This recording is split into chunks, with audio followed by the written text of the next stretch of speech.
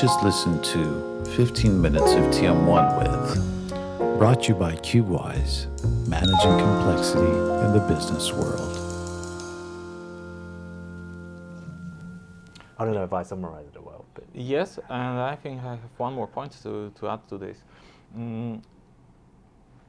I spent 2 years on the other side, so not in the consulting. I was responsible for the group reporting applications. That was controller, BI, and TM1. And I saw the importance of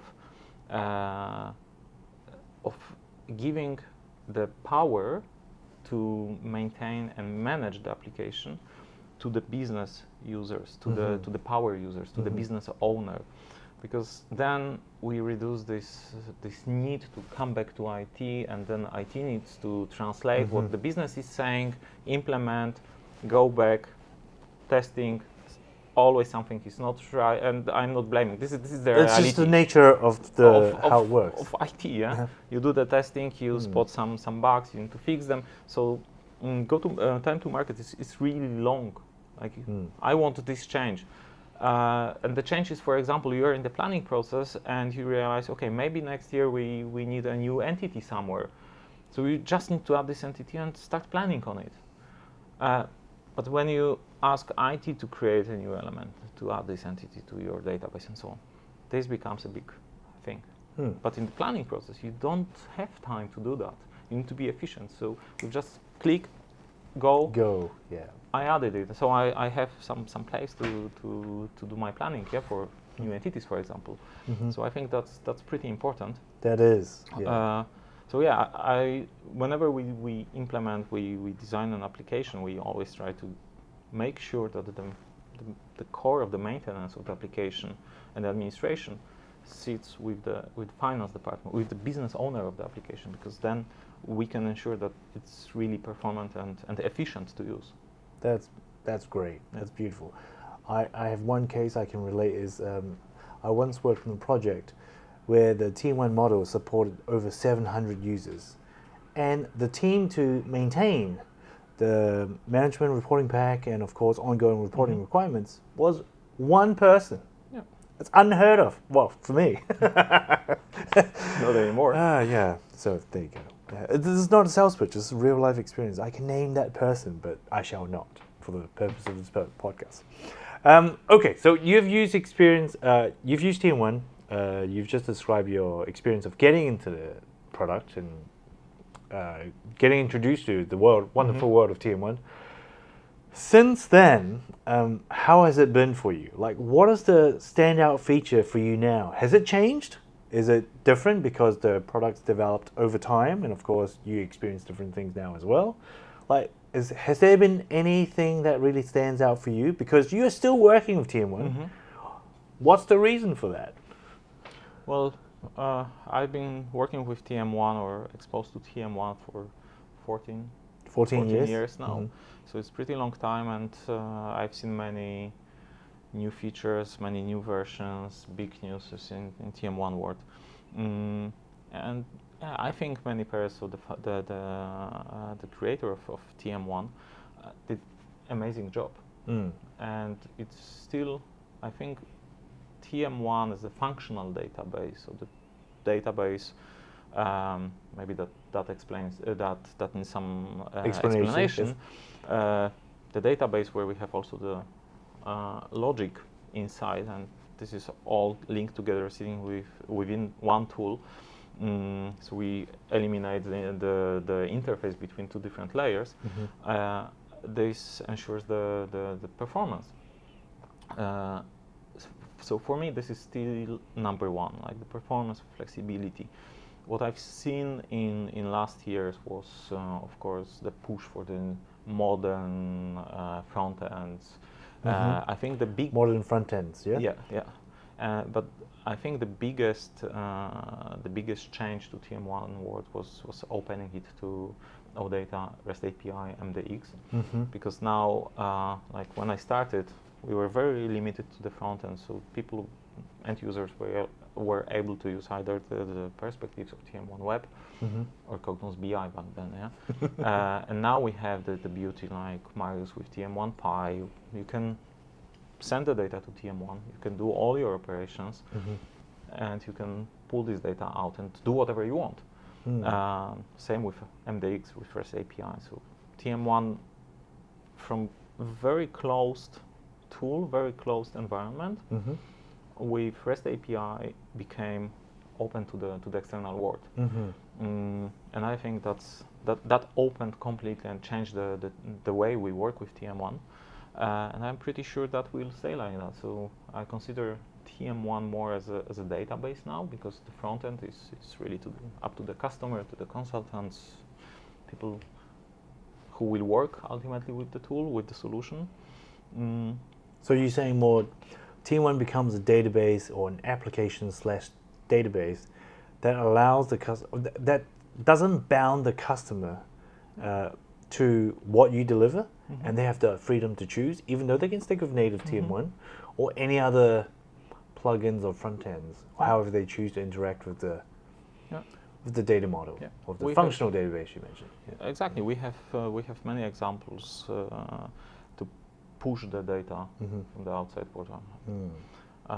Exchange markets data, financial data, weather. If you do the weather, if you want to do the it's a real thing, yeah. Well, if you have a model like forecasting model for bike rental company, yes, weather is important factor because you need to plan correctly your bike rent in the next days, weeks. So the weather changing over the year, the weather forecast for the next days, public holidays, weekends, all matters. You know what? That's a very good point, because I was talking to a customer. I'm based in Australia, Sydney, and I was talking to a customer about what the new TM1 is, because they have had TM1 for many years.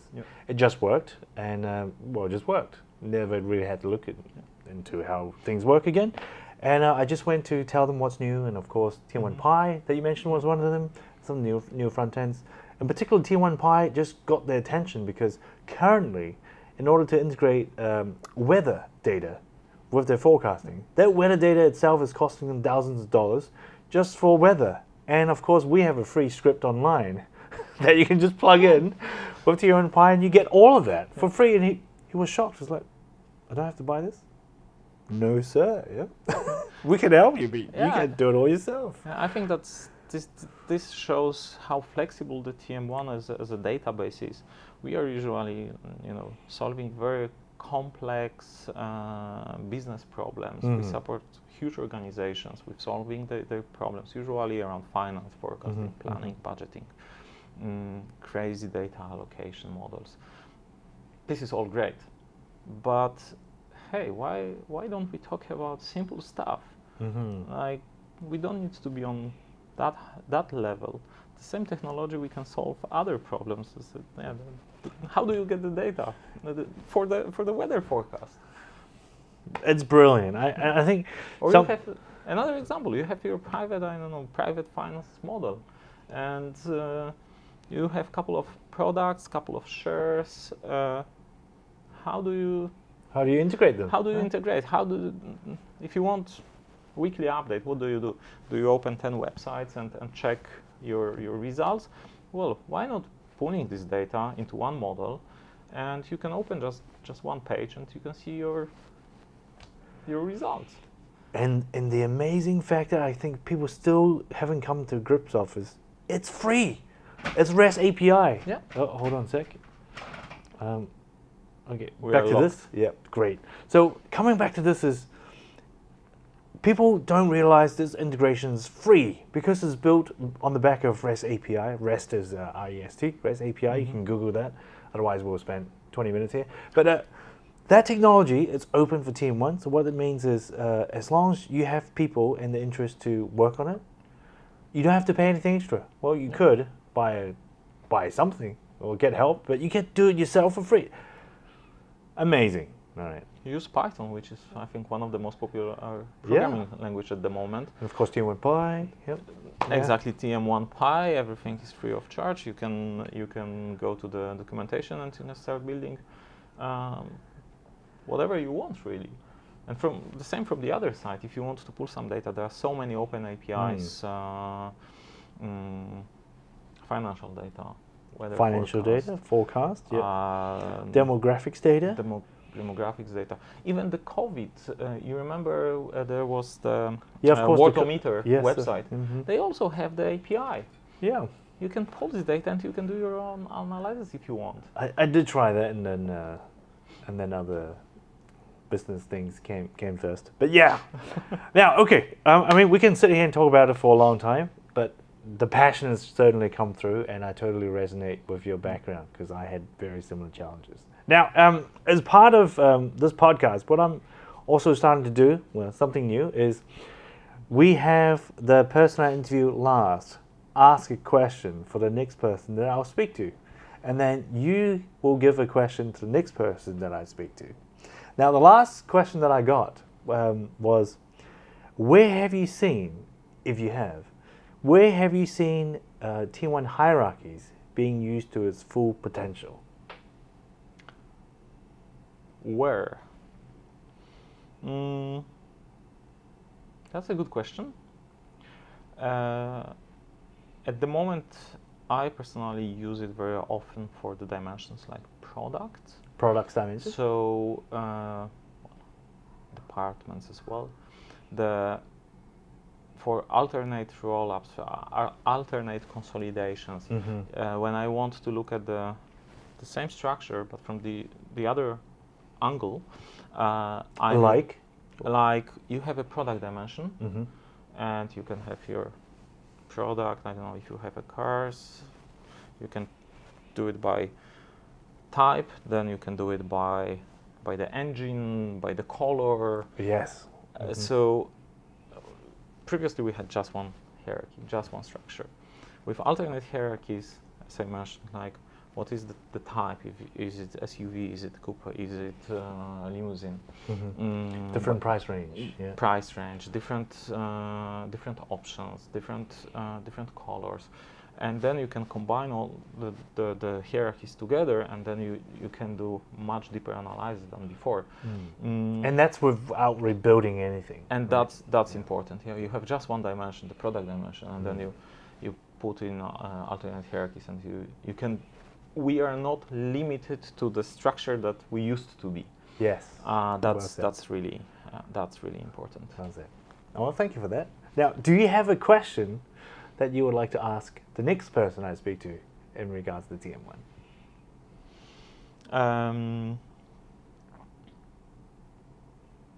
Yeah. So I think the question would be, where do you see TM1 in the next 5 years? Where do you see TM1 in the next 5 years? Yeah. Specifically 5. Can be 5. Yeah, all right, let's do that, okay? It's pretty long time in IT. Yeah, very long.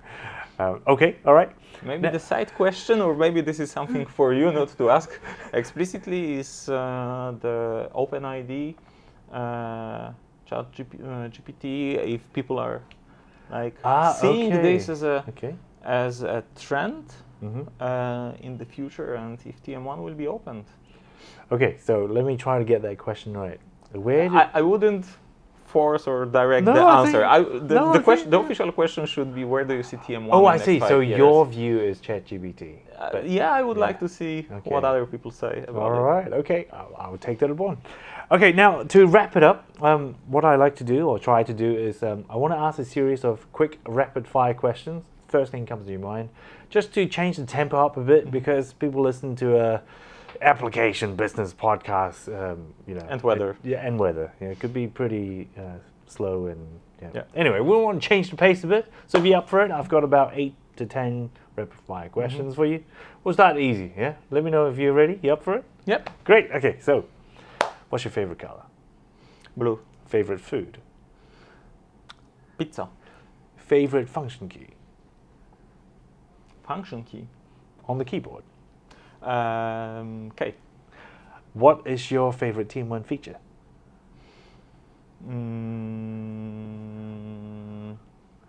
First thing on the top of your head. Feeders. Feeders. What's your favorite TM1 function? Save data all. TM1 favorite TM1 rule?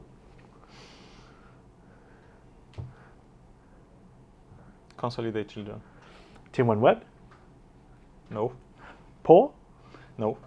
TM1 Pi? To some extent. TM1 Horizon. Always. All right, that's it. Thank you. Thanks a lot. It was a pleasure talking to you. It was great to learn about your backstory. And I hope this has been somewhat valuable. If not, you get to see our faces. So I don't know if that's a good thing or not. Yeah, and next year we'll do it again. So we'll talk to you. We'll talk again soon, and we'll do another session soon. So thank you. Thank you very much. You've just listened to 15 Minutes of TM1 with, brought to you by QWise, managing complexity in the business world.